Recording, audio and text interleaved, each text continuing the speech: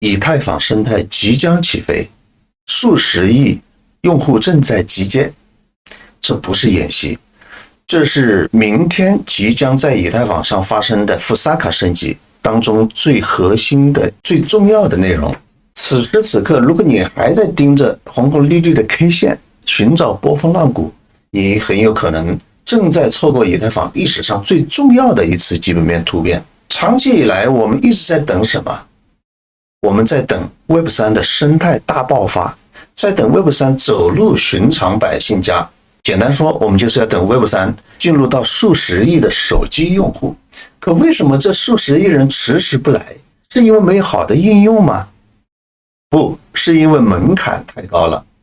大家想想，我們每一個人進入 Web3 之前，我們都要做大量的学習，要學習公钥私钥，要買硬件錢包，要理解助記詞。這些反人類的設計把 99% 的普通人都擋在了門外。但是12月3號即將激活的 Fusaka 升級將徹底推翻這堵牆。以太坊正在埋下一個特洛伊木馬，準備把全球幾十億台智能手機直接轉化為以太坊的硬件入口。現在的加密世界極其分裂，一方面我們在用着最原始的紙筆抄寫助記詞，一旦丟了就傾家蕩產。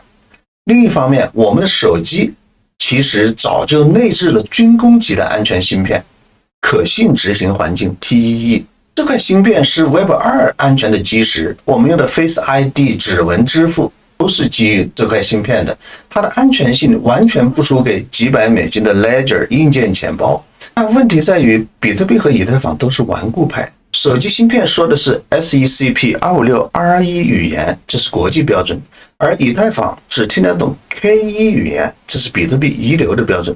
這一個字母的區別導致幾十億台手機對着以太坊全變成啞巴。雖然 K1 標準是從比特幣繼承而來，但此刻我們也不能責怪中本聰，因為作為區塊鏈的創立者，安全性是第一位的。當初中本聰在選擇標準的時候，為了防止 RE 標準中可能存在着國家級後門，所以他選擇了另闢蹊徑，採用一個不太為人所熟知的 K1 標準，由此導致了我們今天的障礙。但當我們有一天確認 RE 標準是安全的，此刻就是我們需要將 Web3 的用戶集體轉移到 RE 標準的時候。Fusaka 升級在以太坊的主網和手機芯片之間建立了一條光速通道。既然山不向我走來，我便向山走去。Fusaka 升級中的核心提案 EIP7951就是以太坊对現實世界的妥協與兼容。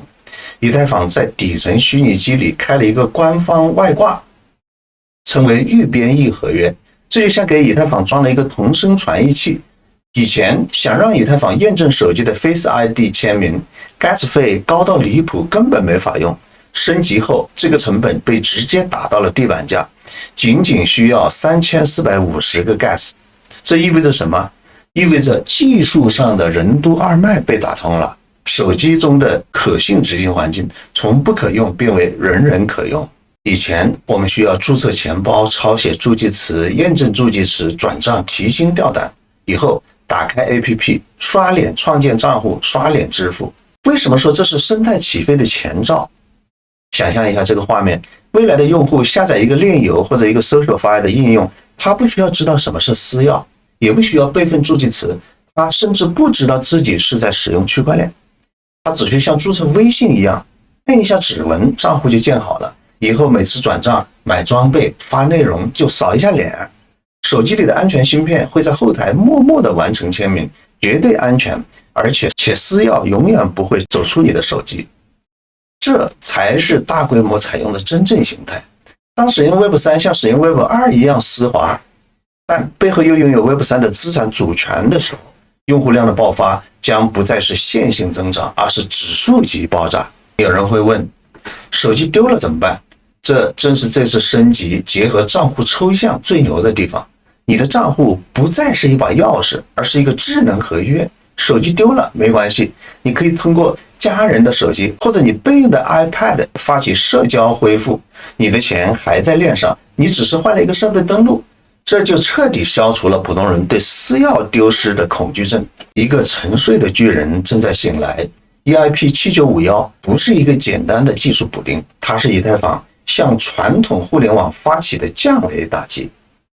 以太坊不再傲慢地要求用戶學習密碼學，而是把最複雜的底層邏輯藏進了最簡單的交互裡。而所有這一切功能都已經在2層網絡上使用得非常成熟，完全沒有風險的时候，福薩卡升级才把它引入到主網上。試想，當全球30億智能手机用戶只需要刷一下臉就能進入以太坊生態時，你覺得這會給以太坊生態帶來多大的增量？